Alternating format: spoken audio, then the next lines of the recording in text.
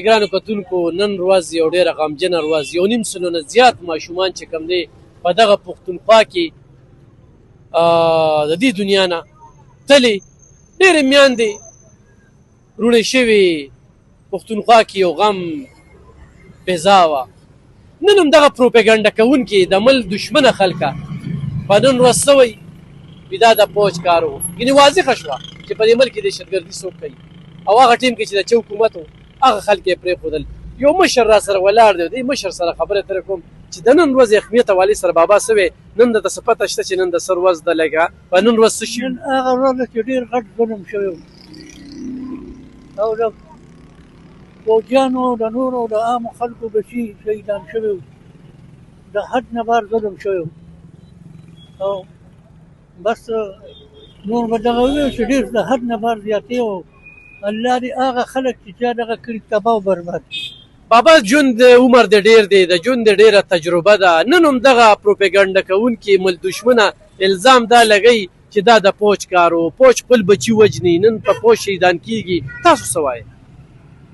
نو خلک خو به هر څه وایي که نه، خو څوک پاګلان نه چې خپل بچي وژني. فضول پروپیګنډې دي.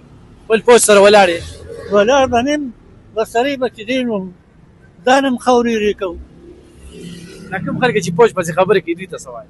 دوی ته به زه دا وایم چې بس پوج سمه دې وکړي او دا غلطې دې پرېږدي. د هغې د وجې خو تاسو آرام کې خو نن په ملک دننه داسې خلک هغوی ته څنګه ګوري چې د افغانستان د حکومت او د انډیا ملګرتیا کوي؟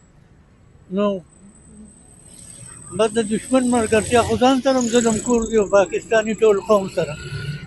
د دې فیلډ مارشل نوم د اورېدلې د باره کې څه وایي؟ ولې نه، بس دغه 15 ورځې په انډیا اور بل کړی و، بس دغه وله ډېره او د هغې نه پس خو د پاکستان بار ملکونو کې نوم اوچت شو.